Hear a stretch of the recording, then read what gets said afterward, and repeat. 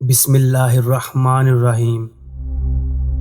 علم طے کرتا ہے کہ کیا کہنا ہے، مہارت طے کرتی ہے کیسے کہنا ہے، طرز عمل طے کرتا ہے کس قدر کہنا ہے، اور دانشمندی طے کرتی ہے کہ کہنا بھی ہے یا نہیں۔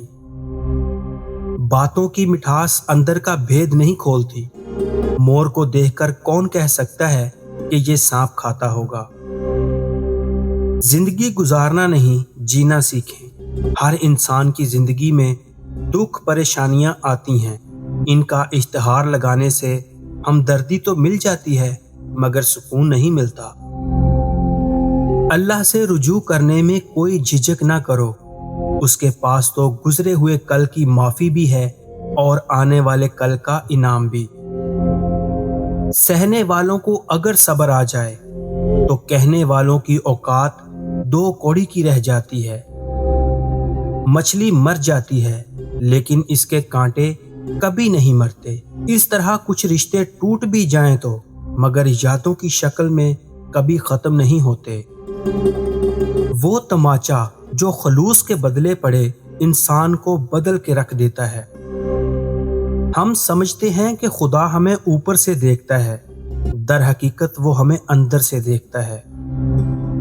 جہاں دماغ کو صرف حدیں نظر آتی ہیں، محبت وہاں بھی چھپا ہوا راستہ دکھا دیتی ہے۔ کسی کو دیا گیا ایک آنسو عمر بھر کی عبادتوں پہ پانی پھیر سکتا ہے۔ مبارک ہیں وہ لوگ جن کے پاس نصیحت کے لیے الفاظ کی بجائے اعمال ہیں۔ جب دنیا تمہیں گھٹنوں کے بل گرا دے تو سمجھ لو کہ یہ دعا مانگنے کا بہترین وقت ہے۔ پریشانیاں زندگی کا حصہ ہیں۔ جس نے اپنی پریشانیوں پر قدم رکھا وہ جیت گیا، اور جس نے پریشانی کو سر پر سوار کیا وہ ٹوٹ گیا۔ ہر وہ محبت جس میں لالچ ہو اس کا آخر مایوسی ہوتا ہے۔ اگر خوش رہنا چاہتے ہو تو نہ امید رکھو اور نہ شکوہ کرو۔ لوگوں کو آپ میں تبدیلی نظر آ جائے گی لیکن اپنا وہ رویہ نظر نہیں آئے گا جو اس تبدیلی کی وجہ بنا۔ کبھی بھی کسی کو تکلیف مت دیں۔ جانداروں کو دی جانے والی تکلیف یقیناً آپ کی دعاؤں کی قبولیت میں رکاوٹ بھی بن جاتی ہے، اور آخرت کا حساب الگ سے دینا ہوگا۔ موتی کیچڑ میں گر کر بھی قیمتی رہتا ہے، اور دھول آسمان پر چڑھ کر بھی بے قیمت رہتی ہے۔